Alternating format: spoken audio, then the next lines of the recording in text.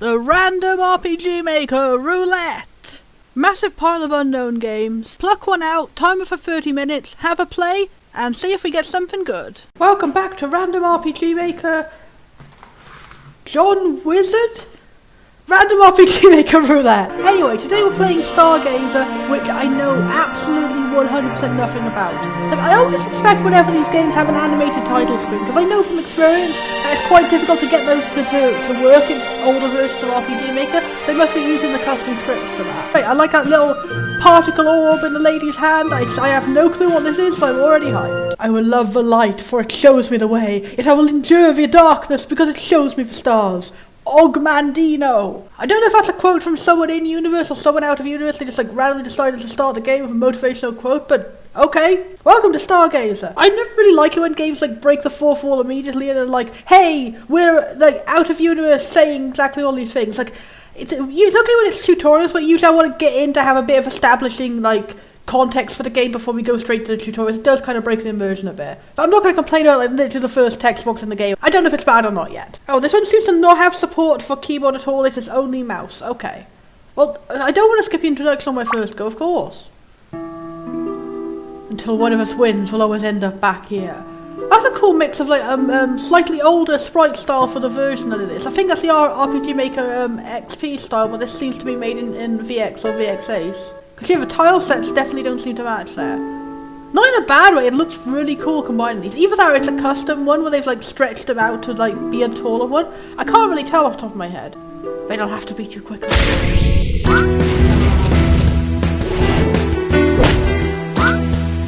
Okay, I'm not liking these cutscenes as much as I did for, what's it, Black Hole? Like, they did barely animate the character sprites at all, but the particle effects were really well animated. That was kind of like odd in its own way. The music's really fucking banging. So this is what I mean about a good introduction. What was up with that introduction? It's like, hey, we actually have a cool immediate in medias res character establishing introduction, but we're gonna put one single text box breaking the fourth wall to say welcome to our game beforehand. That's all. I like the window skin and the partial transparency and the little text box doing things in the air. It all works together very well. Because I have to fight for our survival. Then you'll die for your survival. And that's not really a very... You'll die for your survival.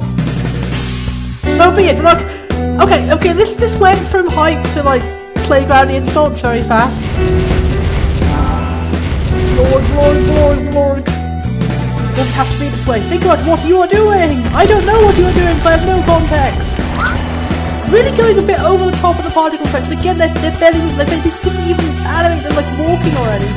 What was that? No, it's too soon. Aha! The prophecy says we still have 10 more days. We're establishing the plot now. Okay. Is this gonna be a game that runs on the time limit but it actually tells you, unlike that one stupid horror game?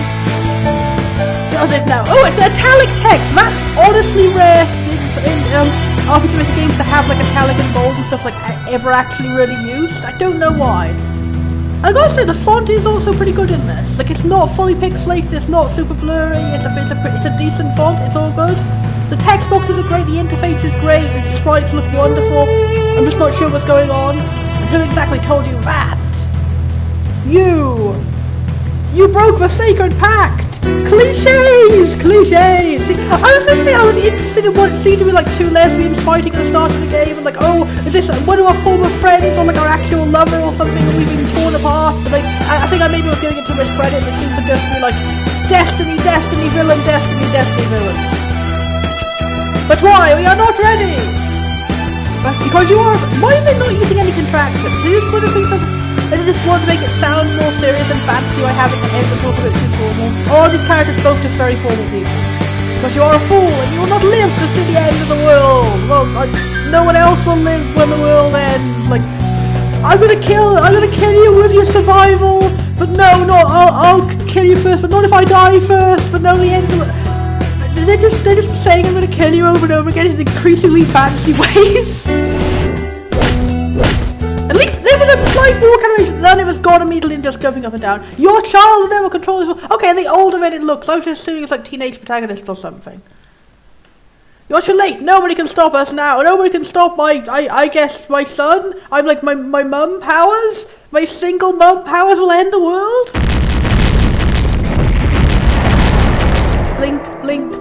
blink, blink, blink, blonk, blink. Okay, that was good use of dramatic music change.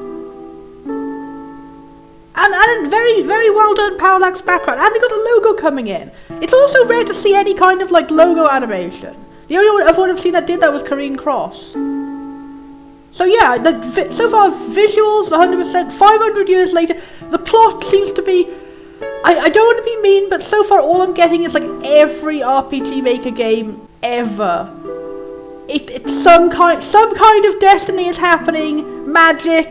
We're starting the game with, oh, we'll flash forward to the end, and then we go back and go, oh, how did we get here? I hope it gives me a bit more. I like those trees. I say, this is, again, really, really good visual in everything. They've got, like, dramatic scrolling cutscene. They said magic didn't exist, but they were wrong. At night, when I saw the stars, I could feel the energy. The energy. I vowed that if a star should fall, I would be there to catch it. Oh, is that the name of the game? It's a little bit slow. Oh, they've actually got animated parallax backgrounds. Fucking hell. There's like a whole cutscene going on here, layered correctly with the sprites. That is actually really impressive. Again, really good. Literally, the only complaint I have was like everyone was bouncing a bit too much. What was that? Oh, why do you have a portrait? They didn't have a portrait. I guess maybe their identity's going to be revealed later on or something. What was that? The star? Were you the one monologuing? Because it seems strange for you to be surprised after you just said you were looking for a star. So is that somebody else? A shooting star in the woods. I better have... Okay, no. It's like a star, the thing I was looking for. So is this a world where stars literally can actually fall? Okay. We're establishing things. I really like this environment. I really like those little purple plants, like purpley leaves and stuff. Well, that was fast. Okay, definitely a problem is going back and forth for like immersive cutscene, out of everything tutorial, random menu. So there is a keyboard. That entire thing, it was not letting me use the keyboard at all. I want to use the keyboard. Can I use the keyboard, please? No, it's not letting me use the keyboard. Okay. Another one where it's not the button you've mapped normally to use an RPGmaker. It is enter rather than space or Z or X. Okay, I should have just gone for the mouse because then it is annoying how like, there is like very little unified idea of what the button should always be. Anyway, I really like the interface on the bottom. It's like a little hotkeys menu. This does really games decide to be doing for mouse. Can I still use mouse? Okay, I can use the mouse. I thought I was like locked into the keyboard. I will go with the mouse because it seems that it is. Let's try it again without the okay, that's adorable to have him interacting with the tutorial, but I guess maybe that kind of brings about together. It's just going to be a game where there is always going to be like an omnipresent narrator voice, just part of it, I guess. And it's going to be like a kind of funny. Hi. Zack is an easygoing guy, so I don't think it's dead to it. Immediately I'm trying to give it the benefit of the doubt, but this isn't really necessarily a good way to introduce your main characters, to just have tutorials say out loud what their personality is. Like, I was expecting we would go from that mysterious establishing scene of characters you don't know, so like, now, oh, here's a character who's grievous to catch a falling star, oh, he's seen a falling star, now we're going to play him and like, immersively find out who he is during the first scene and like, have cutscenes as we're running around this area, interspice like, the beginning of tutorials about a battle of like, you could have the tutorial be in character as a character rather than the tutorial box, like have him be saying things about like establishing who he is, how much information he has, like how skilled he is at battling versus how much tutorials he's going to need, or if it's going to be like, oh, he already knows and he's the one teaching you. There's like loads of ways you could do it, as opposed to just tutorial box. Hey Zack, say hi! Hi! Oh, don't do it that sassy! You're a sassy guy, aren't you, Zack? Zack is an easygoing guy, sometimes to his detriment. But that's good for you because he'll do whatever you want to. Breaking the fourth wall immediately, okay. At least it's establishing the tone of it, because before when the tutorial book has popped up, it was just a completely dry and plain tutorial. It wasn't like, oh, this game is going to be in some way like self-aware and jokey. And also the first scene didn't feel like that too. Now I feel like maybe it was kind of cliche on purpose, and it's establishing it's going to be a game that's going to be like breaking cliches and like having commentary about cliches. I don't know. Anyway, this scene looks visually awesome, and I love it. I love that water animations, and I love the creative, like the actual like, the star thing in the thing. And oh, when you mouse over it, it's got your party here, and it's got like all these little menus, got the options, it's got items, journal. What is a journal? Oh, okay. But if a journal is like a lore thing, like a question, that is so immediately useful. I am so glad. Like a lot of it. Like, okay. We're just gonna have a cutscene of Zack sassing back against the narrator. No, I won't. Shh, Zack. Okay. let's put it like, okay, this makes me feel mean to Zach. I don't feel this is endearing, I feel this is just mean to the main character who we already don't know who he is yet. See the bag over there? It's full of gold. Ooh! This is also like very, very basic tropey writing too. I feel like it doesn't really give him much of a personality. I mean, it's literally saying he's sassy, and then we don't see him being sassy, we see him like basic replies to the narrator, and the narrator is like, oh Zach, don't be so sassy, when he just said hi and like, no, I wouldn't like to be controlled. Like, if this was a game actually about the commentary of like controlling people against their free will, like controlling a Delta or thing, I don't know. I'm seeing a lot of potential here that is not being lived up to. Or just click on it because I'm going in mouse mode. It said click the spacebar. I was clicking the spacebar wasn't continuing, it was only pressing enter. That was weird. I've had a lot of problems with games on this RPGmaker Roulette not being the buttons they said. I'm wondering if it's just a compatibility issue with like, because I'm on Windows 11 right now. Because maybe I'm unfairly blaming these, but you can't keep this just. Okay, that's the first one that made me laugh. Okay, you undid the laughter by like dragging the joke out too long. Again, it's like one sentence reactions to things from Zach. Oh look, a vendor has appeared. I like the design of that vendor. They remind me of Karen from Pokemon, but like red. Go and see what's for sale. I'm already like the opposite of endeared. I'm getting less endeared to this game the more the narrator talks. Would you like to buy a weapon? I guess. Training and fighting the odd foxes. See, that sucks.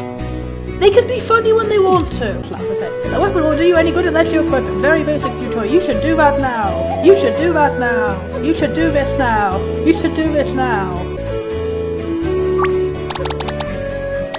Profiles! Oh, I like that. I actually have kind of see, that's about like Stargazer. Is Gazer a class name or is that his surname for some reason in brackets? At heart, he's a dreamer who wants no more than to look upon the stars at night, till the day when he actually meets one. Now we'll do anything to help or to find out who she is. They spoiled us in the... I mean, I guess the tutorial didn't tell us to look at the profiles, but like when you can easily click a button and just get told what's going to happen in the next cutscene, it's a little bit odd. Maybe they should have disabled it for the tutorial. But anyway, I was going to say, it's nice to have like an actual character profile. Blinkly block. Oh, you can check...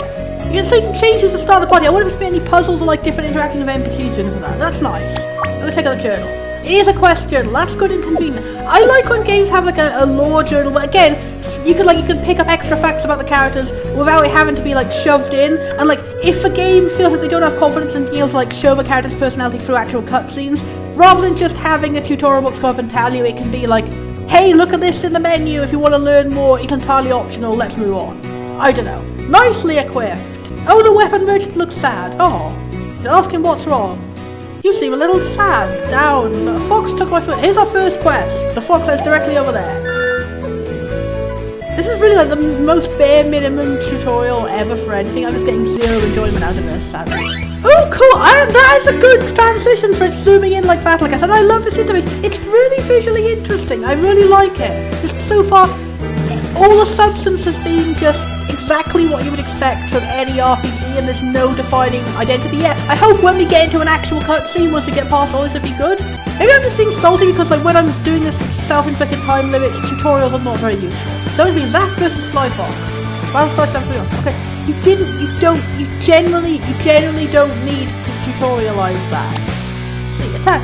See, that's good. It's right there in a button. You didn't even need to have a tutorial. You just mouse over. There's a button right in the corner telling you what it is. Like, that's attack one, so that's attack everyone. You did not need to have text boxes in it. Kind of weird how we just don't move at all. It feels like it's a bit of a minimal side battle system.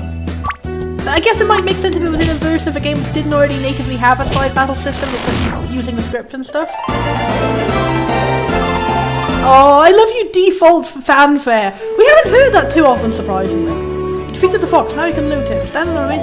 That's cool. That's a tutorial that actually needs a new feature. But I can see that's probably going to be annoying that you don't just automatically get items when you defeat them. You have to like manually walk over afterwards. Nice way to take it. Again, you don't need to tell me he's right there. Like, he's a base, very base. Maybe there should have been an option like easy mode, normal mode have different tutorials. One teaches you just the new things, one teaches you how to basically control an RPG. Here you go, buddy. Thank you so much. I'm trying my best not to leave my food by any fox step. Any more fox necks? Completed the quest. Now you're ready to search that fallen star. Alright, I almost forgot about... Yeah, I think all of us have been like, who are you talking? Meta joke. Yes, bare minimum meta jokes allowed. Okay, can we, yeah. Let's resume where we were going and get some actual characterization, please. Looks like the entire town has come out to witness this. I thought you would have been the first one here. It would have been, but I got held up in the woods briefly. Again, maybe that's an excuse at least. The tutorial had to happen for the sake of the plot. Never mind, the governor wouldn't let anyone near it anyway. I'm not worried, I have my ways, takes off pants. You know he thinks the least of you out of everyone in this town, right? Yeah, but...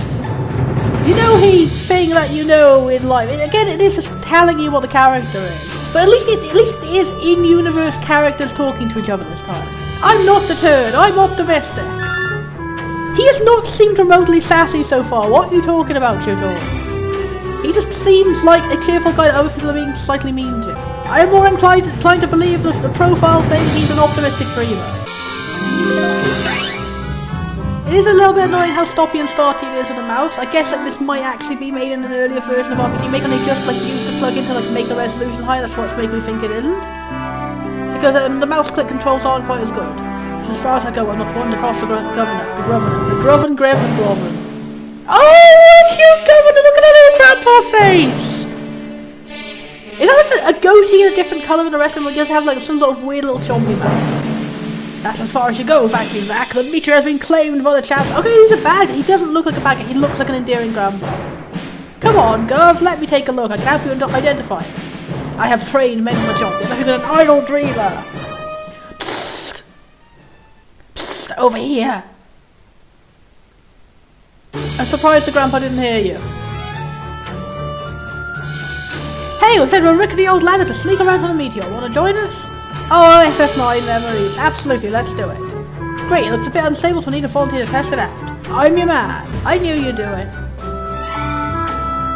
Come on, guys, out of the way. Zach is going to do it. I like the design of this character over here. That's a cool dress. I don't know if I want to climb a ladder at all. Let's do this. That's the way, Zach. You're doing it. That doesn't sound good. You're almost there. You can do it.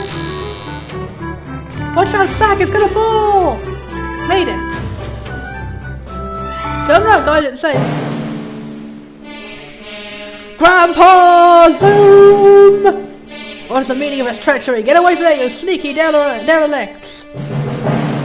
We've been compromised. Run there! Oh, is it the rickety lagger that like play off in the pot that's going to make a grandpa not able to get back up here to catch us?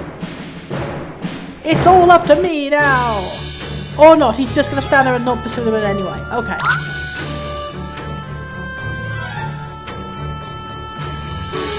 Goon! These rocks! I've never seen anything like them, yet they feel strangely familiar. I was going to make a joke that they're a pre-made asset, but then not everything in this is actually really, really good and creative and well done. Oh, look at you getting all philosophical, Pat. I was being serious. So was I. You should be a scholar. Forget it. I just won't tell you things anymore. I'm already getting these. These are going to be like unnamed, these are going to be recurring characters later on, because I want them to be recurring characters later on. They're already like more endearing than everybody else. Like, here we have some actual kind of funny jokes. Looks like Chancellor Scoons are giving it their full attention as usual. The identification failed. Please produce key chip. Okay, so it's like a mix of sci-fi and fantasy, maybe. Blast, those cheeky texts. Flaunting technology. Okay, so it's going to be like a fantasy race, I guess, which is defined entirely by having modern technology. That's an interesting idea, like dwarves and elves and future magitech people. I'm interested in that. Don't tell me your problems. See, that was good. Hey, how dare maybe this game is like going for quantity of jokes and like some of them don't hit, but there's enough and it all works out in the end. Hang on, I'm supposed to be looking at that shooting star. Well, continuously. Okay. I found it, the crash site. Is that a person? Almost as if the menu already told me. Is that a Saiyan escape pod? Are you okay? Who are you? What happened? I'm Zach, and you're the person for a title screen. I saw you fall from the sky. No, you didn't. You saw a star fall from the sky and she is there at the sight of the star. I think most logically, most people would probably think, oh, she got hit by the falling star rather than she came from it. Unless you already like pre-hand know that that's an alien escape pod. It's like a mysterious girl look to the sky, which we could have shown us by panning up. But what I've been doing up there? Their eyes meet again. Isn't it obvious? You're a star! Okay, maybe he's just like a bit of a ditzy character. Are you sure? I've been gazing at the stars my whole life. All I have to do is look at you. Okay, he's just trying to hit on her. You radiate. I feel like I would have had a better idea of who his character was if they did legitimately just throw me in to the cutscene right away without saying, this is what Zach's personality is and it doesn't really match. The girl looks away, embarrassed. Like, I'm getting my opinions biased by that fake information. Dramatic grandpa noise! It's the guards, they must be near. Come on, we have to get out of here now. Why? What will they do to me? I don't know, but I know it won't be good. Come on, we can escape to the forest. Stay close to me. Got it. Wibbly wibbly. Come on, we'll go for the bushes. They say as they just went for the... Again, they just add a few extra text boxes explaining everything that's already just happened. We made it. We should be safe here. I expected this to be like a chase scene or something, and like an interactable one. But again, like, with this control scheme, it would have been quite difficult to do that. What is this place? It's an old barn from a different time. Do you mean that literally, or... Like, is it going to be like this place is like a mix-up of different time frames, that's why we got super technology people and stuff? Or is it just, yeah, just abandoned for a while, but now he only lets me stay here? Okay, I was reading too much into it. I don't work overtime like everybody else, so I can't really afford a place of my own. Anyway, you look exhausted, you should get some sleep. We'll talk in the morning. Okay. Good night, and thanks. So, did you remember anything about yourself? Wait, it didn't even establish that she had a... Okay, the game is not good at establishing things that should be established versus over-establishing things that were very self-evident. It generally did not, in that cutscene at any point, mention that she had amnesia, and that was a... Like, if you just had a line like her going, oh, I don't know who I am, that would make sense why he's going, oh, I think you're a star. Rather than just, from all we know, he's walking up to a woman who has perfect memory and is just like, no, I live down the street, mate, honest. Although, last night I dreamt of the stars in the sky. Maybe I really am a star. I was floating through space and the voice was calling out to me. I think it was saying, Aura. Aura? Hey, it's Sushi. You certainly have an aura about you. I'm liking him less the fact that he's randomly hitting on a lady who's like... To be honest, hitting on someone with amnesia is kind of like... I don't think the developers probably thought about it, but it's kind of a rude thing to do. Like, you're hitting on her and she has no idea who she are. She's like completely vulnerable to being tricked by someone. Like, if you did happen to be an unscrupulous man who was going to be like unscrupulous in the way you're hitting on her, like, she would have zero defenses on it. So I don't know. I don't think he's intentionally meant to be mean or something. I think just probably didn't think about it. Listen, I have to go to work now. Oh, now she's got a portrait. Why has that only appeared now and not before? What will I do? Nobody saw you except me, so you shouldn't suspect anything. She tries to do anything suspicious. Of course, don't be sus. You can talk about what you want to do when I get back. You can take my money, I don't take... See, okay, he is a nice guy, that's good to know. We're getting the good establishments now. Again, wish we could have jumped straight into this. You don't have a lot, but you can use it to buy something if you like. I look forward to it. Oh, and now we control her! That's interesting! See, that's good. I was thinking from the menu, it looked like you'd be able to swap between which characters you control. That's interesting. I wonder if like different routes depending on which characters, or like different side quests, different ways things play out, different ways characters react to you. That's an interesting, great idea. I'm not going to get myself into any trouble, I'm just going to go get a bit of fresh air. Chapter cards! Yay!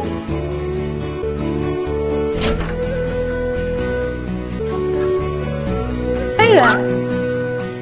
Ah! Are you okay? I'm sorry, you just caught me off guard. I haven't seen you here before. Are you new in town? I'm Penelope. I'm 7. Oh, I love you, Penelope, who's 7. Pat on head. Nice to meet you, Penelope. I think my name is Aura. I might be 7 too, for all I know. I really like your dress. Thanks, my mum got it for me. She also got me a bag and shoes. Oh, wish I had a dress like that. Okay. Your dress looks like equally as fancy. I don't have any more. My mum passed one just like it. It would probably fit you. Oh, really? Yeah, you should come to my house and try it on. My mum won't mind. Okay. Is this not a fancy enough outfit already? It already looks pretty cool.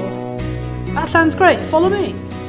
First side quest, rob somebody's mum because the kid innocently thinks it'll be fine. Isn't it be like a comedy of errors, isn't it? Come on, Slowpoke. poor amnesia lady does not know that robbing a wardrobe is actually a bad. Let's see. Oh, this is kind of nice. That looks infinitely worse! Let's see what else is in here. No, I don't want to play this. I want to go back to what I had before. It had patterns and it was a robe, but it was cool. All of these are bad. Is there literally no option except plain dress with no decorative patterns whatsoever? How does anyone see that as anything but a complete downgrade? No, I miss you 5-second cool dress.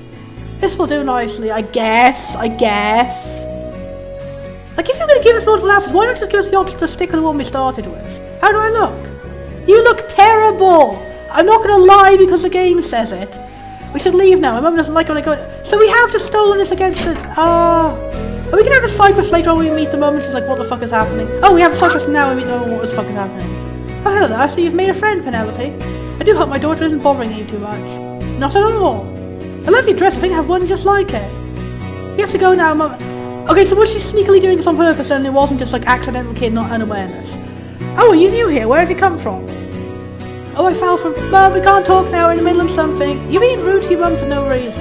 Alright, I can tell when I'm not rude. Okay. What is up with this kid? Why'd she hate her mum for some reason? Sigh. Sorry about her. She's being no, she was just being regularly polite. Or we need to talk. Okay. You're suddenly talking very old. Is this going to be revealed like you're actually someone else in disguise or something like you're possessing the... Okay. I hope you'll still be... I mean, like... Okay. Okay, it was deliberate. The kid is an asshole. Okay. I like that. Thank you, game. Your strange meta-comedy has actually gotten me for once. Thank you. I hope you'll still be my friend after you tell us that I'm in a gang. A gang? What's a gang? We have a base. You should come visit sometime. You have to find it first. Okay, that was the weirdest starting quest to ever do in a game. I'm very confused. Where am I going next? What am I doing? I have no guidance. If I had avoided it, could I have kept my cool dress? When people think of the name Red Paw Village, they think of the bears in the woods and draw some rather grim conclusions. But the truth is it was named as such because the bears kept getting into our beetroot field and stealing our precious beetroot. Or so the legend goes. See, I like that. Like, sometimes the humour really hits. How serious fantasy it all seems, and like how very, very generic RPG every bit of vibe is, and then it's like a parody. I do feel like it's a bit of a syndrome, kind of, with RPGmaker games often. It's like, oh, how do I make a creative RPG? And rather than thinking, let's have a really creative story, they think, let's have a standard RPG story, but like constantly be making fun of it all the time, I guess. This game is definitely not as bad as that. It does not have, it's not obnoxious over the top comedy, but it just, so far, hasn't really given me anything to make me interested in it at all.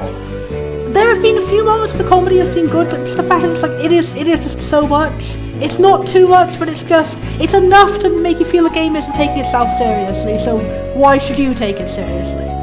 So that's my overall opinion on it. It's not bad by any stroke of the biz, but it is just strangely average despite how like really good the production values are for the visuals. It's average and I haven't been given anything that makes me want to continue playing.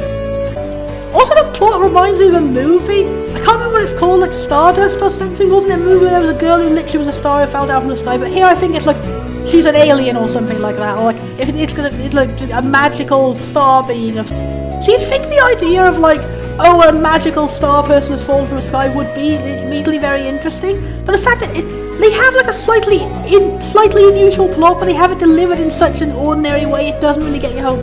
You do kind of feel like the plot could be literally anything and it would play out exactly the same. Here is JRPG, here is the law of a destiny, something happens. Main character and heterosexual love interest have a meet cute and immediately start hitting on each other even though they barely know each other. They're probably going to get together in the end, I guess. That's my prediction. If the game really does get better later on, tell me in the comments. Just for the purposes of these very quick previews, I haven't seen much here that's got me interested. I'm sorry about that. But it's definitely a solid middle of the road, and compared to some of the really terrible ones I've seen, that is excellent. I have no major complaints. checked out the store page to make sure I wasn't misrepresenting the game a lot. The girl isn't indeed confirmed to be a falling star, even though you'd think that Zack was just thinking that out of nowhere, because seriously, what? I guess the meteor looking like a space pod from Aliens was like just not correct. And then since she's fallen to Earth, magic has returned to the world, and people are now going to be dealing with it. That's an interesting and intriguing plot. I don't think there was enough saying that, because there was just a brief line saying, oh, I'm not sure if I believe if magic is real or not. I was so brief and just like going through the narration, the out of character narration in the beginning. We did start the game immediately with a cutscene of everyone using magic. So maybe that was supposed to be in the past, because the game didn't necessarily do enough well to establish things that should be established versus over-establishing basic tutorial stuff. Maybe if they'd started the game like right in, we go and we're devoted to just showing the character and personality of Zack, we could have more time to show him before the initial things start in the plot. We could have him like, oh, the reason I watch the stars and all this, because I really hope magic is real. I believe magic is real. I'm so miserable living in this world where magic isn't real. You could like see him going on like a basic side quest or something. Again, you could have a tutorial be a side quest. It could be like an in-character one rather than just a disembodied tutorial voice telling you. It could be like, oh, so-and-so is like, oh, Zack, go off and do this boring chore. We all hate you because you believe in this stupid thing that doesn't really exist. And oh, we think you're lazy, you gotta do more jobs, blah, blah, blah. Establish that governor guy as a villain rather than just like, we walk up to him and we find out he's a villain. Once you get a bit of establishment of what the status quo of the norm is for this world, then it will hit more when it gets shaken up. Oh, for all this time I believed this, but I didn't really know it was really true. But a star really fell. Stars have never fallen before, rather than him just being, oh, okay, a star fell, that's kind of normal, let's go over there and do that. The governor always stops these things happening. I guess it does happen often then. But yeah, and then I could have something happen in the cutscene, like, I don't know, when she wakes up, the governor attacks, and then she, like, subconsciously fights back with some magic, and, like, they get teleported away, and then that's why they're working together or something, and it's like, oh, now I can't go back to my town because the governor knows that I'm in league with this magic person, and oh, he's the villain, he's like pursuing us now, rather than just like, I guess we go back to the town and we establish you walking around the town. They didn't really give us much direction on what to do next. It was literally just, now you're playing as Aura, then she wants to wander around the town, I guess, go have a weird side quest about a child who's in a gang, and we will not elaborate further. Actually, maybe, what if they had that opening establishing cutscene happen after Zack finds Aura? Ooh, bam, oh my god, she's got magic. Oh, I don't know what's happening. Oh, I don't know why I have magic, because I have amnesia. Ooh, and then we can have, like, they teleport off, or they run off, and they go, like, oh, and then the governor guy is, like, looming ominously, and he's like, oh, that must be the woman from the prophecy, the blah, blah, blah, blah, blah. And then we, like, cut out, we have, like, that cutscene, first starting cutscene, but, like, less elaborated, more obscured. Like, we're not quite sure if the character on the left is Aura, because I think it's probably Aura. These are some kind of magic people who were doing the magic, and that could be the reason why the magic went away, and I don't know. Give us more of a hook. It doesn't necessarily have to be immediately be run to the plot. It can be like, the hook can be like characters who you really like, or like a gameplay system that's really unique and interesting. And just as an example, Persona 5, it has an overly long introduction where you don't really get to actually like play anything for yourself in a lot of tutorials, but it still gets you hooked. Even though he's a mute protagonist, you get to learn more about his personality than you do about the character in Stargazer, like right away. He's introduced of like, oh, for some reason, everyone thinks you're a delinquent and you've got expelled from your other school and you move into this one. Oh, you see how much of a tough time he has. How he just seems to be a normal guy, and then you get this flashback dream of like, oh, the incident that caused you to be expelled. It's like, oh, he's actually a hero. He's an awesome guy. He tried to stop an evil businessman from forcing himself on a woman in the street, and then oh, he got blamed for the crime, and oh, he's falsely accused, and now we know definitely he's a good and sweet boy, and we should be cheering for him to like change the minds of everyone around him who misjudges him. And then he makes his first best friend Ryuji, and like it's really interesting. It immediately gets you endeared to Ryuji because you've seen how mean everybody else is to him, and like 20 seconds, like two text boxes, we can see Ryuji is a nice guy and we're gonna get endeared to him. And it's like, oh, after all that long cutscene of sadness, oh, we have our first nice guy, and he's like, and then it gets you endeared because oh, we've got thrown into the magical world through our magical smartphone now. Oh, we don't know what's going on. Oh, this magical world is being controlled by like the dark evil version of the evil guy from school who was being a bully to you, and oh, we find out he's done more crimes. Oh, he's gonna be our first section antagonist, and we're immediately getting like really like real reasons to care about him. It's not just like generic grandpa man. Oh, he's mean to me because I don't have a job, and like he's somehow restrictive to the town, I guess. And then it's defeated by not even trying to walk up a ladder. Hi, I'm Kamishida. I'm introduced 2 text boxes of seeming normal and nice, 50 text boxes immediately establishing I am a sexual predator to all the girls in this school, and also have physically broken the leg of one boy. A game that is defined by being overly long still managed to immediately set up a very, very, very fast, endearing hook to the game. Even though after that enduring hook to the game, it's a really long, like 2 hours long bloody tutorial of all the basic minutiae of how to navigate the palaces, and like, oh, you need to sleep after you're going to do 1 thing a day. I'm not saying Persona 5 is perfect in any way, but I'm just giving an example of like, when you know that the plot is going to be a little bit slow to start, jumping straight into like really good character writing, and also jokes that are integrated well rather than just a voice coming over the loudspeaker and saying, hey, it's jokes time. It works good. Honestly, I think I feel more passionately about this game than I thought I did. I was thinking, oh, I don't really have a reason to continue playing. Now I'm thinking, I'm seeing this has a lot of potential. It does feel really great artwork, a concept for a story which could actually be really good and was not very explained very well, characters that have good concepts but their interactions haven't necessarily been very good. For all I know, this could just be a bad first impression in the first 30 minutes. So definitely, all of you out there, if this intrigued you, if you were disagreeing with me, if you were yelling at the screen, oh no, it gets better later, you go out there, you play this game, you have an absolutely amazing time. Feel free to leave a comment telling me I'm absolutely full of shit. I will appreciate the hell out of it. 3 possible weddings between party members. That's cool, because I was getting the impression this is just going to be like, oh, this is the overbearingly canon shit that it's going to happen no matter what. Double check the guide, I'm slightly let down. The romances are, yes, it is canonically Zack and Aura. It is just, you have an option to not do the mandatory straight romance, which is like foreshadowed immediately. Okay, that's good at least. But then the other 2 are just, there's one other pairing of 2 other party members, which is like a secret hidden one. And then the 3rd one is just a joke wedding between 2 pets. To advertise that as 3 possible wedding options, I think that was maybe phrased deliberately vague to give people the wrong idea. Or it could just be a total accident in phrasing, I don't know. I don't want to presume negative motivations. But still, I do think the idea of a joke wedding between 2 dragon pets is actually quite cute. And next we'll be playing Kokurase. I think in Japanese that means like confess your love or confession or something like that. I know very little about this game, except it has a really impressive art style. The best I can try and remember what happened like 8 years ago now. I think this one might not have been one of the Humble Bundle ones I got. It might have just been one that I impulse bought based on the art style looking really good, and then never played it because, well, I didn't know what it was about. I'm also liking the funky fonts and this absolutely jazzy music, and the lightly vibrating start button. It's just as exciting to play as we are. Oh, that's a weird change. It's so odd seeing a game start with like a really, really unique custom art title screen and then just going into default assets. Then its default assets were like taller.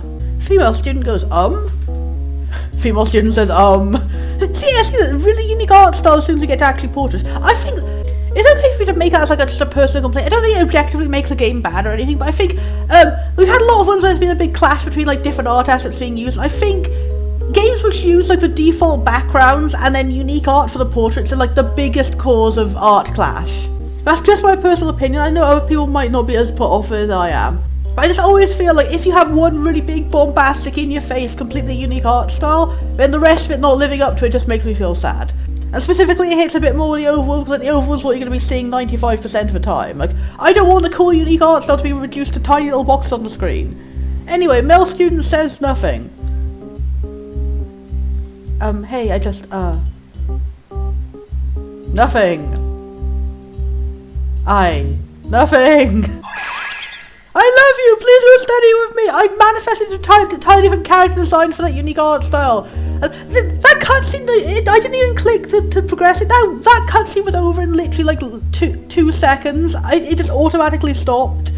Don't go wasting your unique art styles like this. Male student also says nothing! But yeah, she looked totally different in that. So, what do you say? Nothing. That's it? Come again? Okay, you're a rude bastard. I'm asking, is that the best you can do? You're a very rude bastard. I hope you're not a protagonist. Yeah, that's not doing it for me. You're not doing it for me. Fuck off. Nothing. I'm not feeling it, you know. It's too meh. Needs more pop. I don't. All I'm saying is you got no style, love. You got no love in your heart. I know you're lovely. Just give me. Honestly, if you're shooting a shot after the guy has been that horribly awful to you, lady, I hope you're able to like recover your self-respect at some point, because you deserve better than this, man. The moment you started acting that shit, I would have been like, okay, wow, I dodged a bullet of him saying no. I hope our protagonist is going to be this lady. I hope our protagonist is going to be this female student. It's going to be a story of her finding like self-confidence and love and getting therapy help and finding like someone who's actually worthy of her love. Like, holy shit. You wish. I gotta want you now, baby, now. I gotta want you now, baby. Is that a quote for something? Because it doesn't make any sense in context saying he doesn't. Oh. Nothing? Don't get me wrong, it's not that hate here, anyway laters.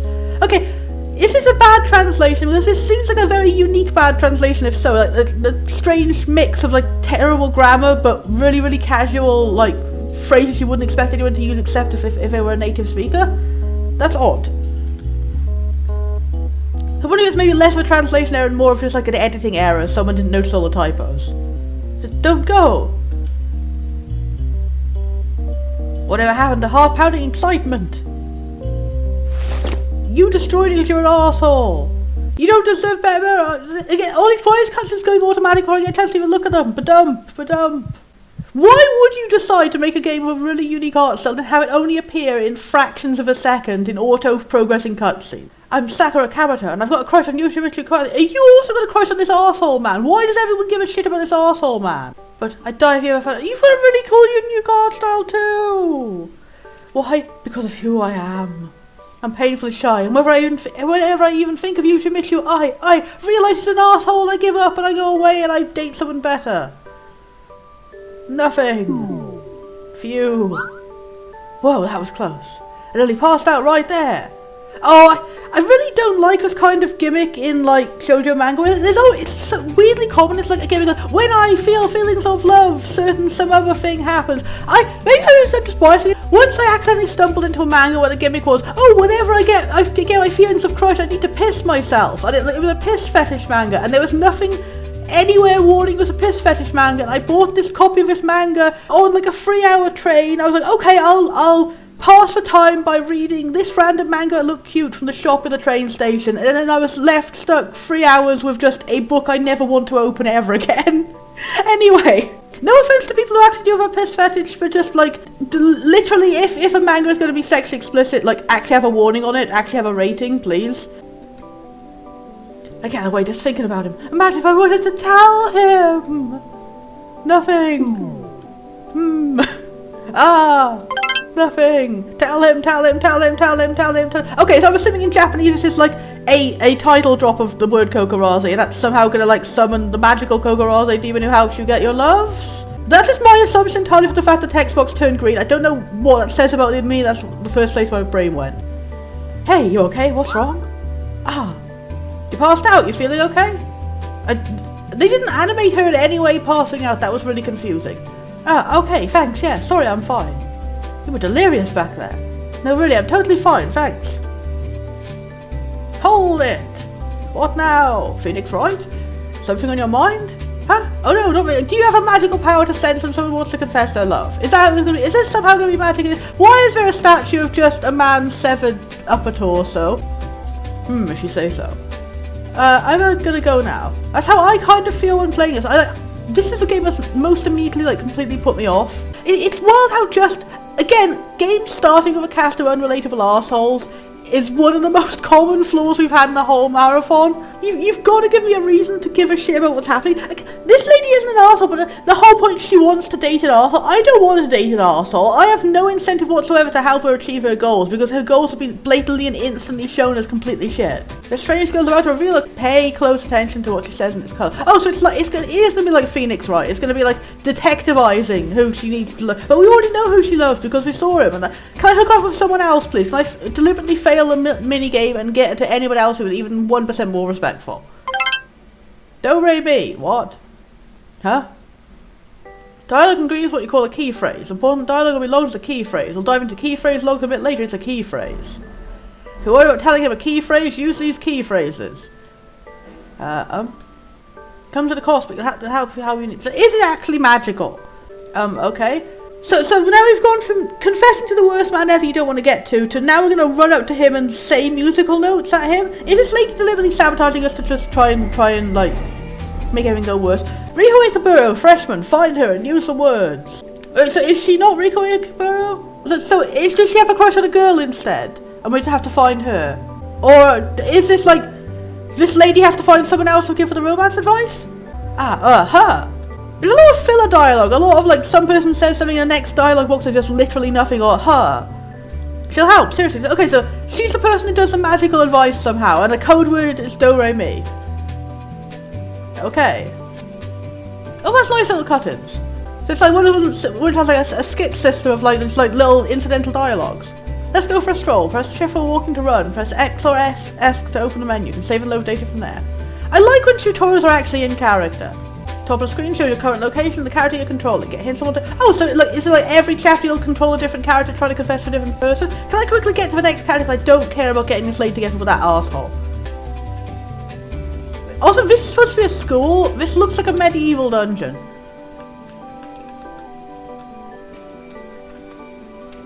Okay, I can't talk to this lady. I'm pressing Z because Z was working in the opening cutscenes. I guess you can't talk to anyone except the person you're supposed to talk to in this tutorial. Also, I can't walk through there. So I guess this is like deliberately limited for the tutorial. So go inside here. No. I guess just hit Z on everyone. And hope, what is up with the seventh man head? Hit Z on everyone. And hope we find the Riho. What was the name? Riho something. We can't go in this big open door. Okay, this is the only door we can go in. Okay, she's gone. What in the heck just happened? Yeah, what did just happen? We were just like blocked off from entering any doors except the one we were supposed to go to. So I'm pretty sure when games like at least like have a graphic showing that like things are cut off in the tutorial, because that was just confusing. All of a sudden, some older girl was telling me something strange. What was it? I'm supposed to see some girl named Riho and tell her something. What was it again? Oh, major brain fart. Yeah, this translation has like lots of really natural English in it, so I'm confused whenever it like randomly skips words. Okay, press X or S to open the menu. There's an option called key phrase. Try choosing the phrase do re mi from the list. Oh, so it's gonna be like you have to like equip it. Oh, I really like that. But our character design looks different in every single scene. Like, why are we suddenly green here? First year, Sparrow likes simplicity, freckles, accessories, extremely ordinary, not ugly, pure introverted, pigtails, likes Yoshimitsu, high-strung, faints. So like every character we have is going to have like this different diagram like showing all our little personality traits. So that's interesting, but also, why are we green? And why do we not have ponytails?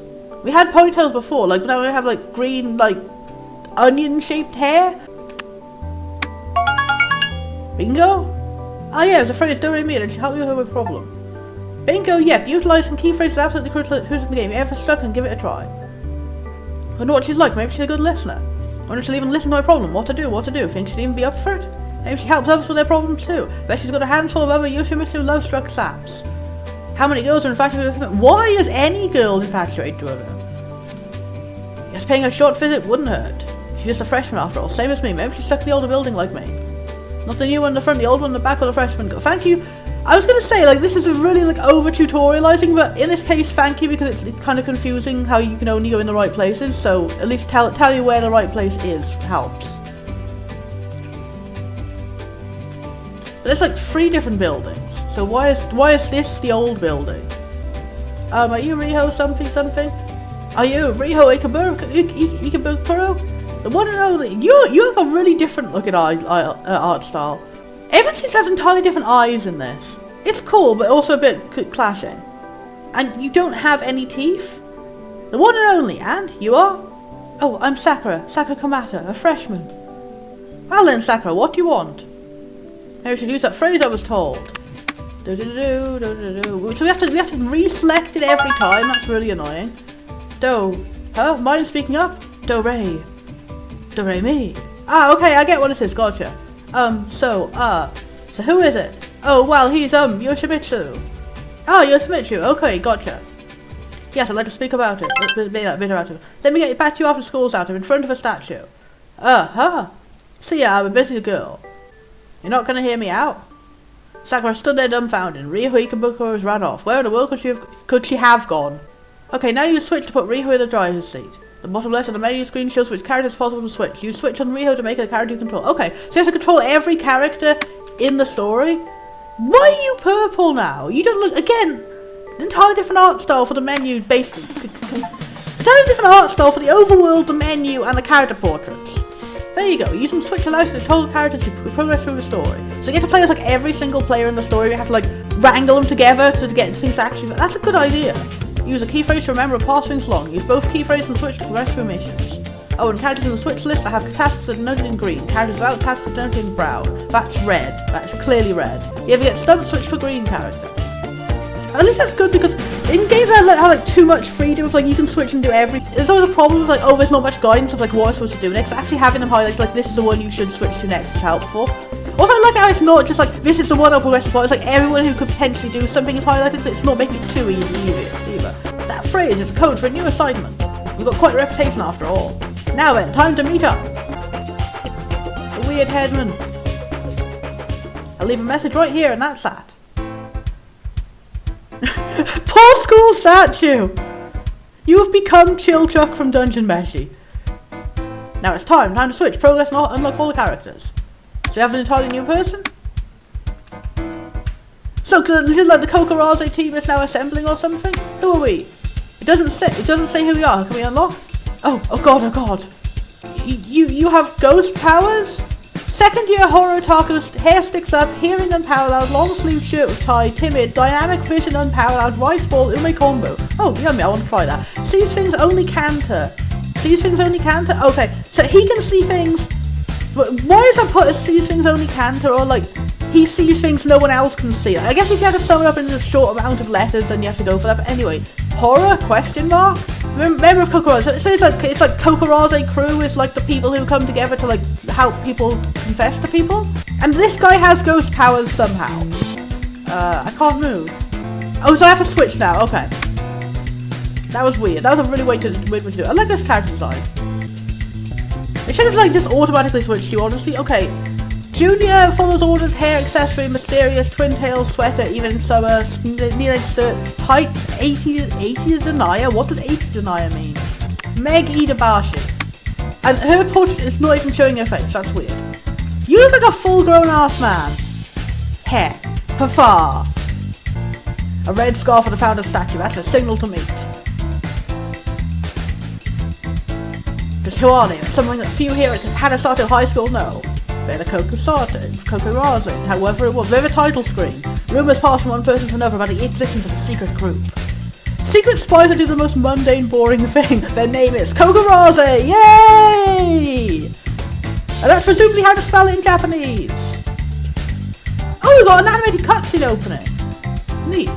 The leader of Kokurase expressing the innocent, laziness, and non-emotional, her native business in a way, her talent being the youngest in the group, her charms and cheerful hair always makes the memories entertained. This weird looking ability and ultra fast, skills are fabulous, he himself, spiritual sensitivity because he loves supernatural and whole.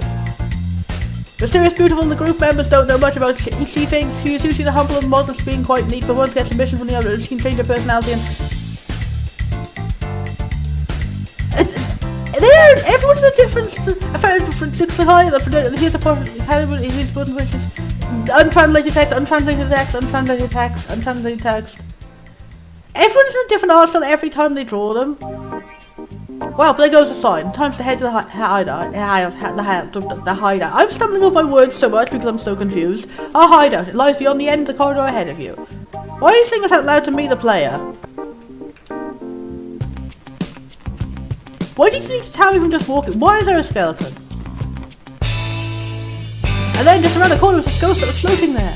I like Canter, your design is cool, but literally like everyone has a different art style entirely for their eyes and faces, and then everyone also has a different art style in the menu, and everyone has a different art style in that animated cutscene. I can't tell who is who except the names next to them, which were going really fast, I couldn't even read them.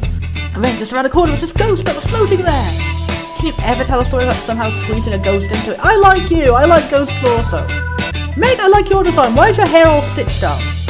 Freaked out and snapped a pic, you know, my camera, this is a shot, look at what showed up. It's long, narrow, and white. See, you believe me? Like, no way, it was totally freaking. It's a cat's tail. Totally, couldn't be anything else. Now wait a minute, true, it may look that way in a photo for the untrained eye. look the same way in person. Look, you can see the cat's butt and legs right here. If you saw it moving, you'd know it was a ghost. And it's a ghost in the form of a cat. Seriously, guys, I swear there's a ghost in this pic. You're right. Sure it is. Amazing. I like that subversive expectation. Like, from that description in his profile photo, it's going to be like, oh, he's the guy who's scared of ghosts all the time. No, he's the guy who really, really, really loves ghosts and wishes they were real. Yo, looks like the gang's all here. Hey, boss. Take a sweet time there, boss. Greetings, boss. Alright, down to business. I'm a 35-year-old man. Got a new assignment, and the one who got it is Riho. That I did. A new client of Sakura Kamado. She's got the hots for Yoshimitsu, and I don't want to get them together at all. How do we get her to convince her to not do this? Yoshimitsu who? You did get a full name, right? Oh, right, I only got his first name. And there you have it, another spectacular performance from Rio. What was that, all-wise Kanta? I don't see you bringing any new assignments. That's enough, guys. So give us an intel on the Sakura girl. She was all fidgety and looked very insecure. And that would probably sum up like everyone who is confessing. So exact opposite of you, eh? Kanta, you're a bit sassy and rude, actually. I'm not going to take back the fact that I like you, but stop. She's absolutely helpless by herself. How do we proceed with her? I still don't know if we're taking the assignment or not.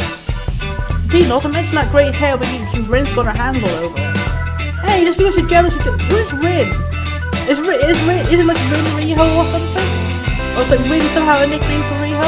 If we were talking about Riho? Anyway, just because you're jealous and didn't bring anyone in doesn't mean you have to get all up in someone else's assignment? Jealous? Who are you calling jealous? Sorry to break this to you, but you're way off. Call your jealousy to. First things first, it's decide we're going to take it or not. We three are Kokurase, and our mission is to help our clients profess their love. Any accepted assignments must be seen through to completion. Heck yeah, and that goes for this one too. Now, where were we? This client, Sakura, is an extreme introvert, yes? Yes, sir. Well then, this will be a piece of cake. This sort of assignment is actually quite routine for us. And so that's why she said tutorial. So we're going to take it. Well, I'm not so sure about that. The issue here is not her, but a boy who crushes the senior, Yoshimitsu Koyasu, no? I don't remember what it said in the first cutscene, so maybe? Oh, so you knew who it was already, boss? Yeah, the guy's a chick magic. A chick magic! He summons roosters! I knew we'd get an assignment for him one of these days. But I didn't know he was such a prominent figure. The more popular the guy, the harder it is, especially when the girl is Blah City. Very, honestly, I'm saying that this game like overly casual in the localization. I wonder if this is like representing them using a lot of slang in the Japanese version too. What to do, shall we take it? Also, I don't like how everyone's dissing this lady when like clearly the guy is the bad guy. Is this just like a cultural difference or something? Was the guy translated wrong? I don't know. Put my vote down as a yes. Of course, anyone else? I got your tongue, Kanta? Hey! That depends. What sort of payoff can I expect if we decide to do it, boss? Lunch for a month. I see. Oh, that is nice. Now you've piqued my interest. Say what as if. You don't even lay a finger on the food I made. I have too, eating your cooking. That grammar is strange. One bite had me knocking on the door to stare at well. I'm in. You too, maybe at least you, Kanta. You know I'm required for your plan to work. Yes, of course I will. Great, then it's settled. We're taking it. Yay! We should gather intel on the client and target. Riho, you take the client, Kanta in charge of the target. I want to play as Kanta immediately. And I want to play as Kanta and then just go and like deck the guy in the face. You got it. I want to throw the ghost cat at him. Roger, I want to make him a ghost. Like, sorry boss, he turned out he was a ghost after all I say is I was like pushing him gently down the escalator. Team, feel free to operate as you see fit. We can meet back here tomorrow after school to exchange intel. Alright, let's do this. Don't exert yourself too much, though, Riho. Alright everyone, time to go home. You're dismissed. Now you speak of Stargazer. Hint to the top right is orange. That means I keep getting loads of achievements. Like you've completed the first tutorial, you completed the first tutorial, you've completed the first tutorial. Hint to the top right is orange. It means the current character can't move. It turns orange prior to the key phrase switch. I do appreciate how the system is like set up so it's deliberately taking into account things that would make the system really confusing for other people, and like we've taken care of it. Although I do wish it was been explained earlier, back when we did actually not be able to move. It turns orange by using the key phrase switch. Okay, you look especially nothing at all like your sprite or your portrait here. This is the guy who looks like an old ass man there. He looks like a young Victorian stepchild. Second year, bedhead, always apathetic, indifferent, inconspicuous, out of control hair. Bedhair so bedhead that you need to mention it twice. Watch, 10 minutes late, shirt untucked, always, always. Rolled up sleeves, shop, sweet bread, milk, etc. Do you mean like from the shop? Rolled up sleeves, bare feet, rather relaxed. And Meg, whose portrait is just her back for some reason. Boss, it's my turn to bat, yeah? You saw right through me, that's my Meg. You somehow always know because the interface told me. Not always, give me your orders. Very well, lady. Usual services should suffice. As you wish. Are you a genie? Make a special orders from Genji. Take her where she needs to go. Once you get there, remember key phrase from Genji. Using that will trigger an event.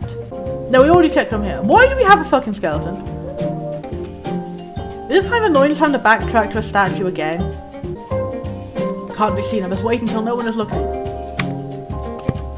Okay, so we have to wait until they're not staring at us, I guess. No, the guy moved.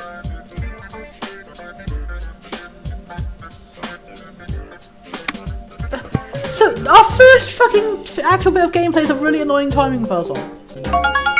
Really weird how they're over tutorializing everything and then that was like 10th level difficulty. The guy only moves for like a 0.5 of a second. Sunglasses or something? Okay. Does everyone else just not notice that they're completely changing the statue? Okay, now we can actually. That statue sure gets vandalized. Okay, I like that. Thank you. You didn't notice. For real? No way. And then what? Oh wait, so all that was just a rumor, huh? I had to backtrack again, back to the same room. Okay, so it's not. Let's switch instead. Rachel told me to meet her after school, but where exactly was it? I think I know. We know. It's a statue. Everything is for statue. Why is this even like, why are you tutorial? Everything is for statue. Everyone had to go to a statue. That is what is happening. It's a statue.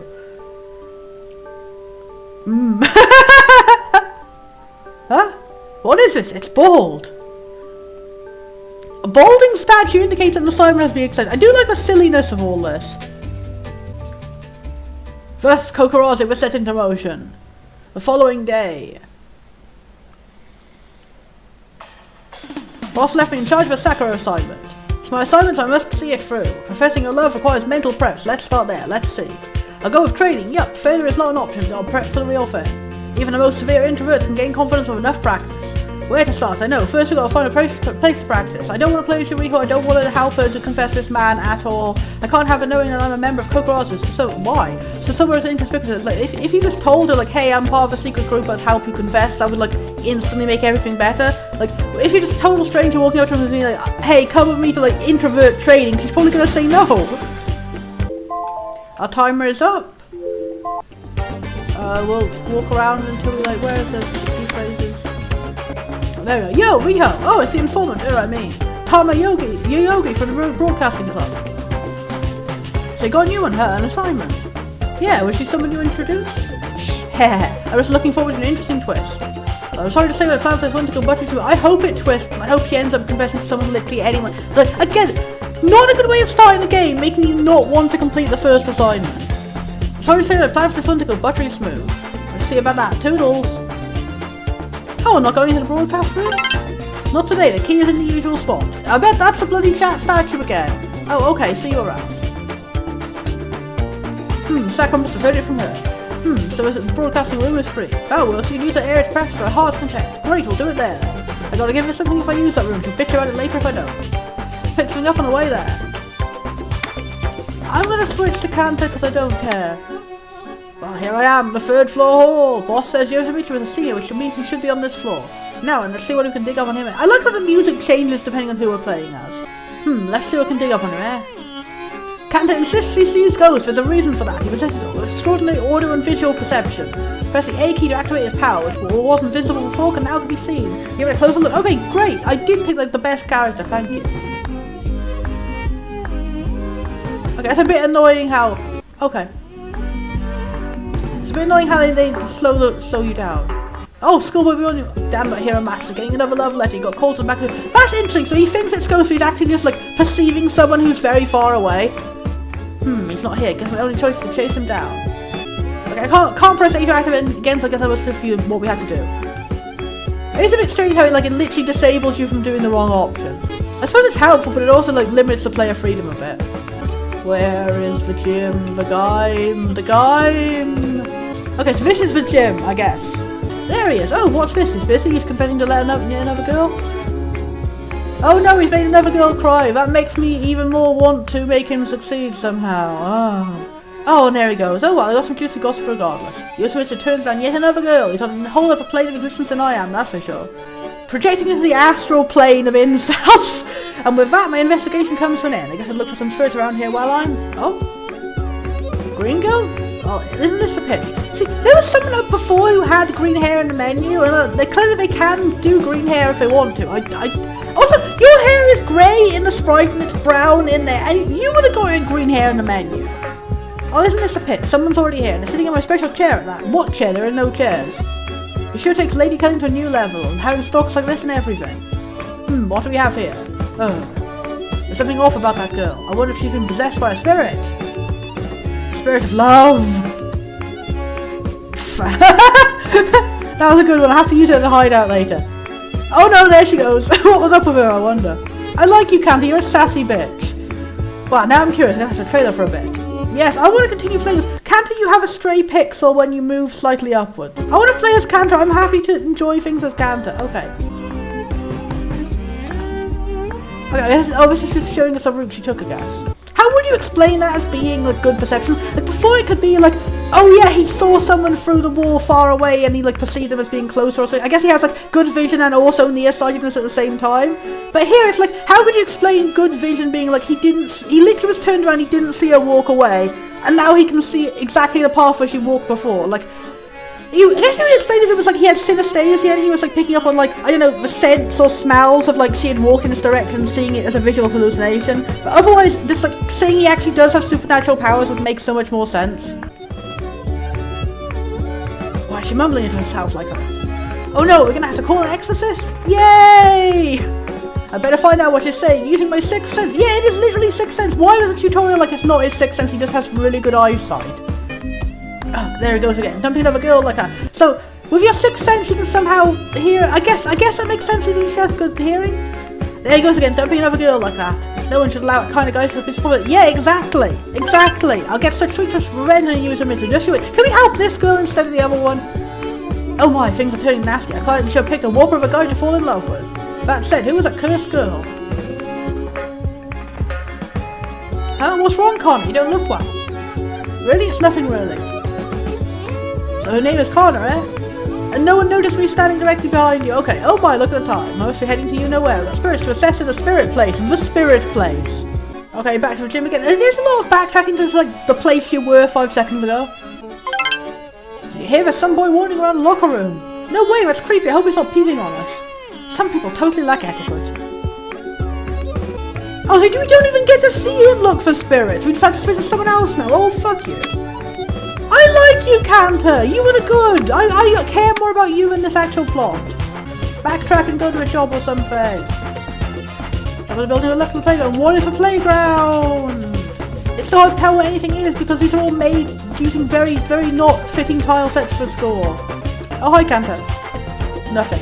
Oh, darn, that would be such a good waste of potential. Like if you could actually talk to the characters like during the missions and stuff. What is a playground? This is a playground. Okay, what's a building to the left of the playground? This building. It's really hard to judge what anything is. Like, it's odd that they didn't actually use like any of the modern tile sets. Maybe this game was made older before they even came out. All students can use this multi-purpose room. It uses shops, lunch, and even special classes. Making quite a stub, but don't have a certain... It's a bit weird how they just have the characters tell you exactly what to do in every scene. I was saying before, it's good that they were tutorializing so you wouldn't get confused, but I think they're definitely doing it too much. This is another entirely different art style.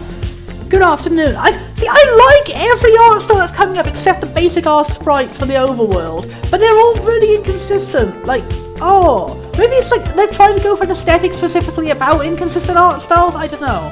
How could you not do this on purpose? This would be like 50 different accidents you have to make and not notice any of them. Good afternoon. Oh hey there, you look well. Anything I can do for you? I'd like a pop, but some snacks and some bread. Let's see. How about the whole strawberry? That's odd that they use pop instead of soda. I guess was this game translated over here in Britain? I'm a British person myself. It's so infrequent to hear anyone actually say pop. How about the whole store while you're at it? I'm prepping for some training. Oh, that's nice dear. In that case, let me offer something I'd normally not sell. Yay! To tell you the truth, we've got something that's a steal. You actually do it. Now to find Sakura, she's in the same grade as I am. And yeah, just told exactly where to go. Okay. I take back all the compliments I gave. This game is overly tutorializing. That is such a problem we find in so many games too. It's like either too much tutorial, not enough tutorial. There's never just enough tutorial. Hold up, I need to ready some stuff before meeting up with Sakura. The stage is set. Things are gonna get busy. Haha. Okay, we're supposed to switch. We're supposed to switch, but none of them are lighting up.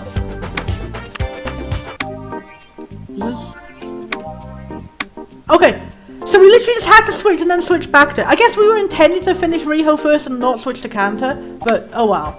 Fair, perhaps sort of. I guess that's the reason they have to switch, is because often between the switch they change the location of the character entirely. I guess they just have to reload and load back in. Fair, prep's all done. Now then, time to bring in Sakura. Now it's time to go to where the other freshmen are. I'm currently in the new building, the old one is right through here. You don't have to tell me everything. You don't have to tell me everything. You don't have to tell me everything. Okay, it's weird how they tell you that and they don't tell you like which floor she's on or anything. It's just like, hey, this is how to go back to the area you were previously, but it could be literally anywhere in that area. Anyway, hey Sakura. Oh, it's you, Riho. So did you agree to it? Agree to what? Well, you saw it, didn't you? The bald statue. Ah, that, yeah. What about seeing it? Well, it's settled. I can tell you and I are going to be total BFFs, shall we? Huh? Shall we what? Well, we can't speak about that here, you know, so let's go somewhere private. Yeah, no problem, but we don't need to go anywhere, here's fine. Alright, come on, I got your back, let's go. Hey, don't shove me like that. I'm not showing in any way and we were like 10 miles apart. Sakura has no idea what's going on, time to take it to the broadcasting club room. Sakura gets stuck up against something to press a space key when near to switch places. So we have to literally push her, like... We are having a bloody block pushing puzzle with this lady. Hey, huh? Baku, Brok? You okay? Stand like a chicken there for a minute. Yoshimitsu at 12 o'clock. Huh? Oh? Hide me for the love of God, I'm begging you. Say what? Yoshimitsu is only looking straight ahead. Hurry and move Sakura out of line of sight. We're having suddenly a stealth mission. Yoshimitsu's gone already. Oh, okay, thank you. Hope I'm not in over my head here. Alright, here we are, come in. Is this the broadcasting room? The one and only. Thanks to our connection, we can roam free here. You sure about that? Hey, you trust me, right? We're the same age and everything. What's that got to do with anything? Yeah, it's just I'm not good at speaking to other people. And that's what we're going to work on. Asking someone out takes courage, you know? From the gut, we're going to build up yours. Asking someone, For starters, let's build up your courage, and by that I mean practice. Hey, wait a second, what do you mean I asked someone? Why is this the way they're trying to solve the problem? Is like, oh, the problem must be that you can't talk loud enough, as opposed to the problem is that the guy you're confessing to is an arsehole who has said no to loads of other girls who didn't have any social anxiety at all and were asking directly. Like, how is this? This is gonna end in nothing but failure? Literally, why is the premise of the game like this? Like, why is everyone acting as if we can't actually get them together when we've clearly been shown we can't? Am I mistaken? I couldn't ask someone out, that's way too fast. All of a sudden change of heart, wasn't it you who came to us because you wanted to ask her out? Huh? Request your help? I have no idea what you're talking about. Don't play time with a time like this. You seriously do have confidence issues. That's not the issue. The issue is that the man's a playboy cheating arsehole. Hey, this is gonna be fun. Riho, you're scaring me. Also, why is everyone being like unnecessarily mean to the shy girl? Also, why is he eating a Dragon Quest slime? Oh, that's right. Backtrack again. The skeleton is gone now, what? What's this? That's all, the hidden entrance of the bill. Who stole our skeleton? My god, Morizuke isn't around. Okay, is it gonna be like a plastic skeleton from the science lab or something? Because that would make more sense, as no one cares about a literal actual dead student is right there. Where'd he go? Maybe he wandered off. Whatever, he's bound to come back sometime.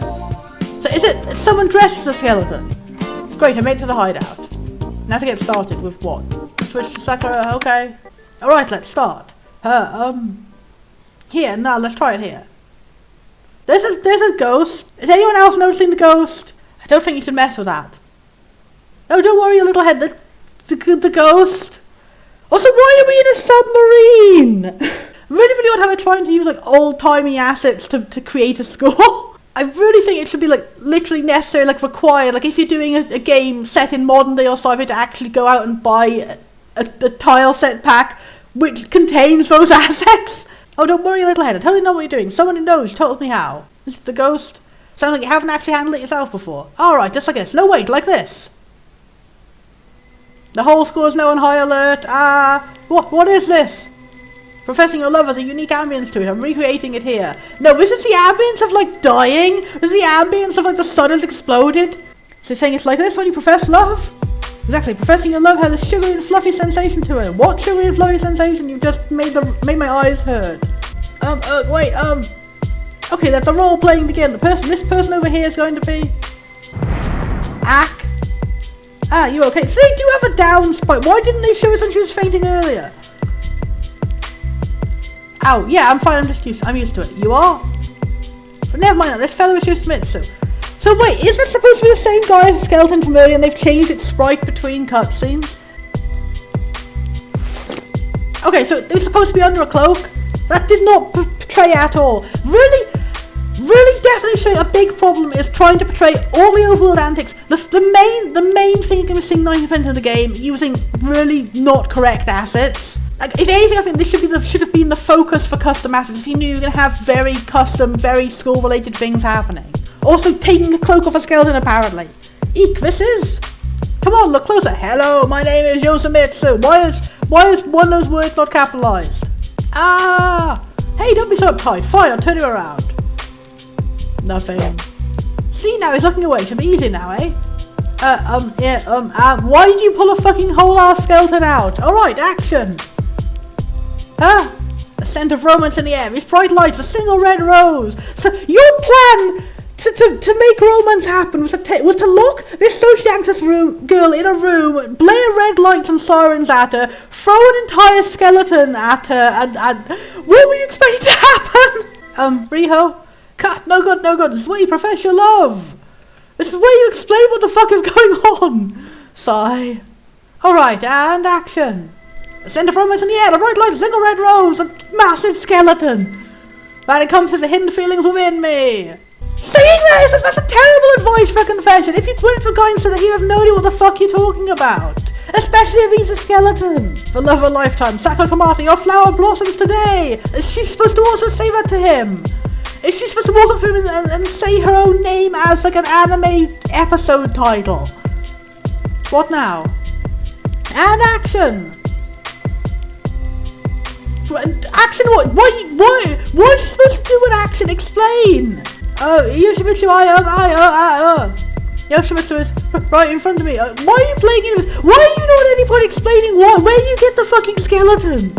Like, it very much does not look like an anatomical skeleton from a science lab. Like, I would think okay, that's my advice. If you're playing a game where your art assets cannot actually live up to what you want to actually be happening in the scene, you have to put more dialogue explaining what's actually happening. You have to put dialogue explaining, like, this is a plastic skeleton we took from the sci-fi, that we took from the science lab, as opposed to, this is what it looks like, an actual living skeleton from an RPG fantasy game, which is also a ghost.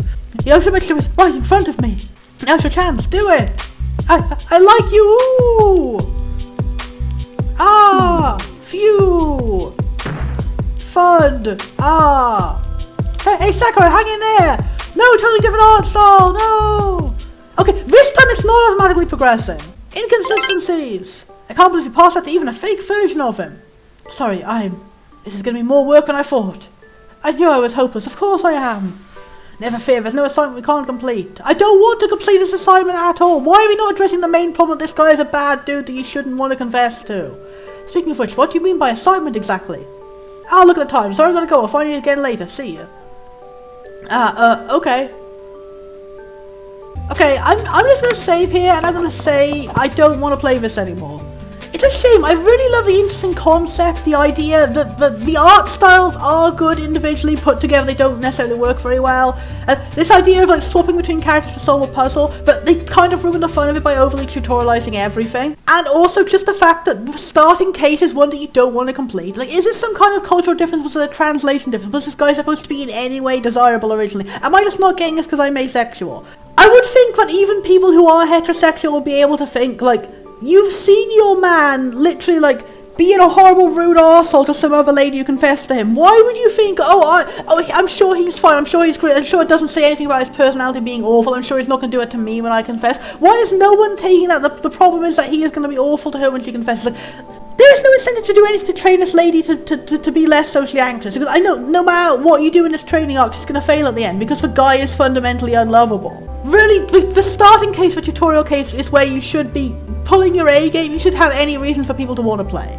That's a shame, because it's really promising. I really like the visuals, I really like the ideas. It's just, I don't care. I do not want this to happen. I like Kanta. Kanta is the highlight of everything. He's funny and cute, and I like his character design. I like his 3 different character designs depending on which art style you're looking at. I am not only not interested in completing this tutorial, I outright do not want to complete the tutorial. I want to, if the game gets to the end of the tutorial and she does actually get with him, I'm going to be sad, and I'm going to want to spend the entire rest of the game trying to break her up with him. He is an arsehole. I don't want it with him. I just don't. Apparently this game is only like episode 1 of a continuing series, so I just hope that like every case beyond this one is way more interesting. But even so, it's kind of bad you started the game with like the most unrelatable and awful case. Detective-based games really should, out from the bat, have an immediately intriguing case. So anyway, anyone else out there, if you're interested in this and you want to try and you want to find out, I've played up to an hour and it hasn't got past the bad part, so I'm going to give up. I can't be bothered. I cannot sustain my interest long enough to find out if she does actually confess to the guy or not. Okay, look at the review of it. The review agrees with me also that Kanta is the best character, so big thumbs up. And it says the ending of the chapter makes it all worth it because you have... Maybe I'll continue playing this in my free time just because I love Kanta so much. I only care about Kanta having a happy day. I want the game to end with Kanta finally finding a ghost and having the greatest day of his life. I don't know...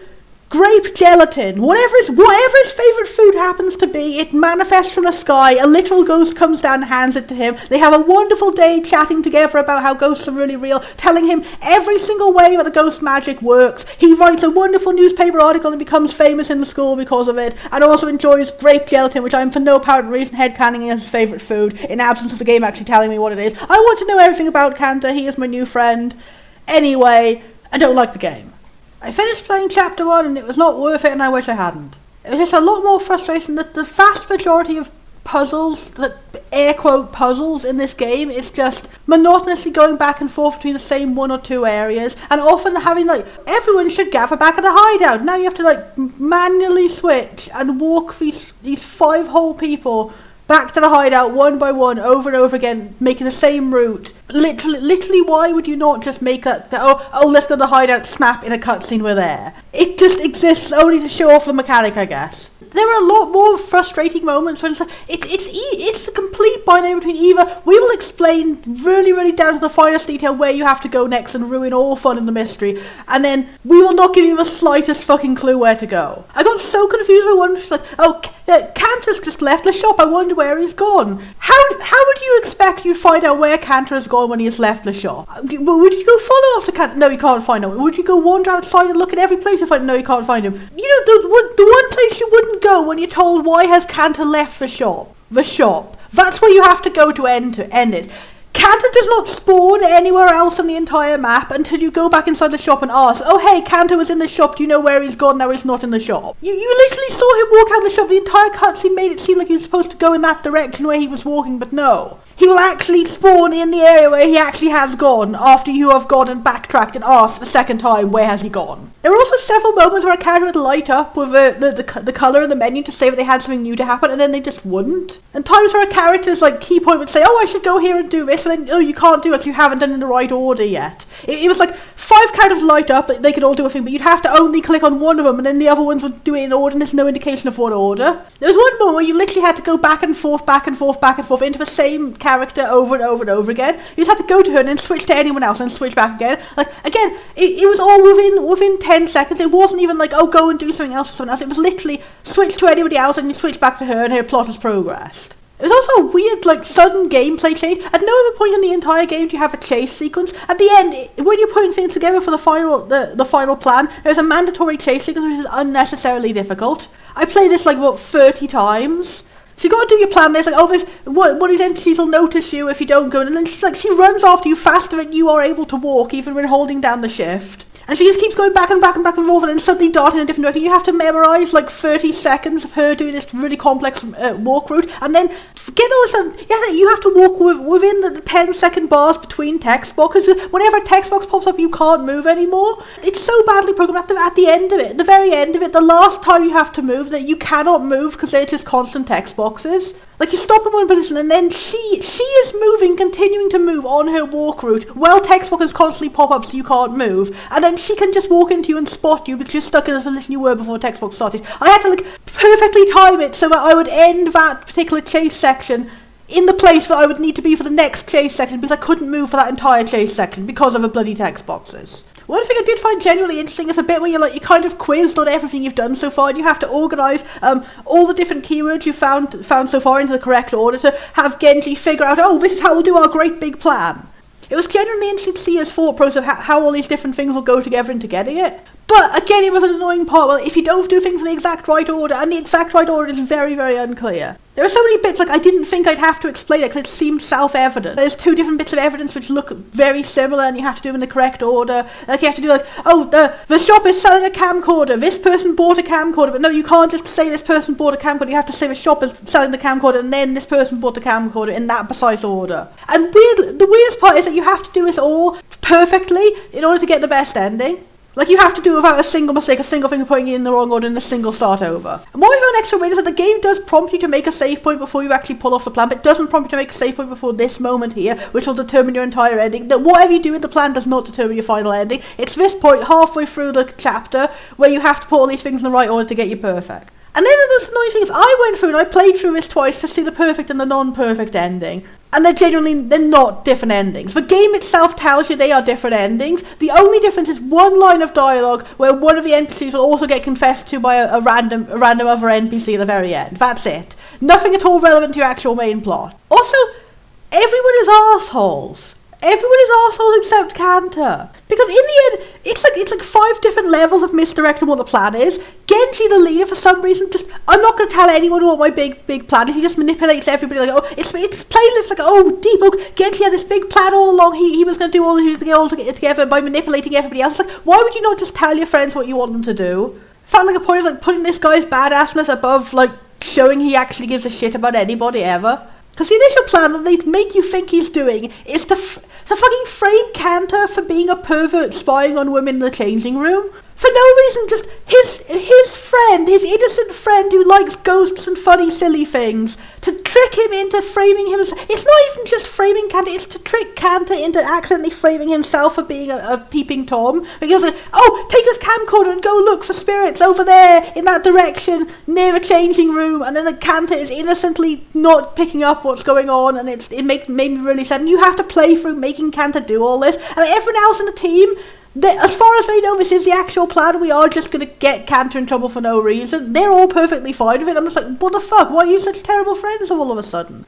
But then it's revealed actually the plan is to trick the one into thinking the evil love interest guy is the secret peeper guy. And even then, I'm just like, that's still morally bad. Like, all we know about this guy is he's a jerk and he's turned people down a lot. As far as we know, he is not actually a sex criminal of any kind, and he shouldn't deserve to be fucking expelled for that.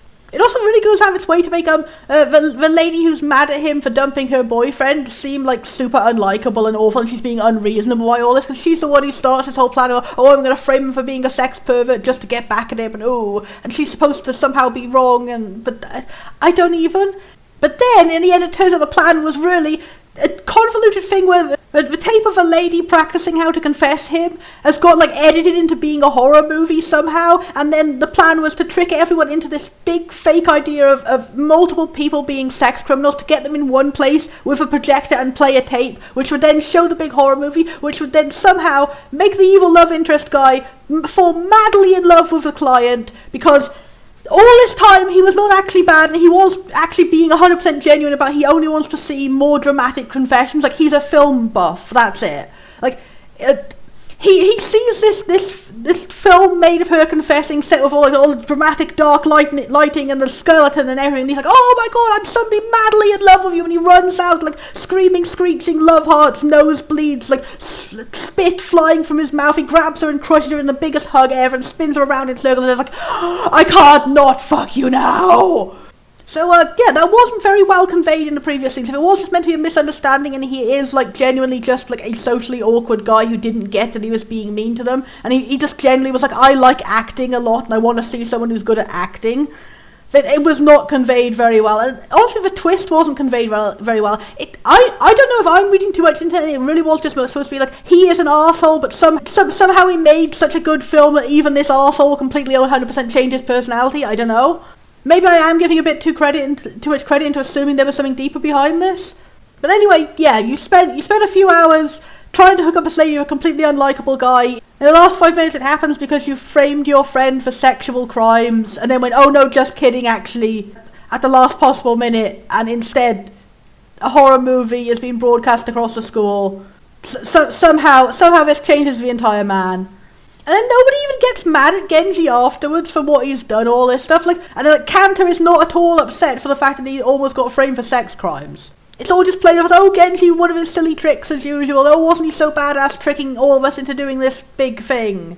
It just makes me so sad because Kanto was genuinely thrilled. He thought everyone finally believed him about the ghosts and psychic powers and stuff, and they were entrusting him with an important mission. But no, the entire thing was fake. His mission was to walk in and get bloody almost arrested for sex crimes. What kind of friends are these? Oh, and here's a pic of a horror cutscene. It was genuinely funny how it suddenly replayed that scene in a totally different art style to convey it. It was actually kind of good. But then it was so just abrupt and out of nowhere that the guy entirely changed and he loves her. And the worst part is that it's not even a happy ending, because he goes, oh, I love you so much instantly now, and then now he's just running around as like a bit of a stalker who won't take no for an answer for her, and she's like, I'm not interested in you anymore, you're kind of embarrassing and stupid, I hate you. I'm like, okay, you're a bit judgy, but at the same time, like, you said no and he's not taking no. It's no one is happy in this ending, and it's all just played as haha funny, and I guess it's the kind of humour I don't like, where it's supposed to be funny when everyone is just being mean to each other. Comic relief is I kind of like stories about friends who are actually friends. Anyway, it ends on a cliffhanger of some shadowy person in the darkness going, oh, we need to take down the Kokurase group because they're evil. And I'm like, yeah, I actually agree that, because they were trying to set up two people who were very bad for each other. They're not happy in the end. Nobody was happy. They almost got one of their friends arrested. What was the point of this? But no, there's this person at the end that's like, oh, they're going against the natural order by pairing up nerds and jocks. We're all really, really into the status quo here. Ooh, I guess that's going to be a conflict for the remaining 2 chapters. But honestly, I couldn't care less. I'm just going to sit in the corner with Kanta Achado Mizu, the best character in this, the best character in like 99% of all these RPGmaker games I've played. I'm rescuing you from this game. I'm lifting you up like the Rapture through the ceiling and plonking you down gently on a cushion and pat on your head. And I will listen to you info dump about ghosts for as long as you want me to. You know what? I'm manifesting you into the Dragon Quest universe. You could be a monster scout who specialises entirely in ghost types. Have a wonderful day, my sir.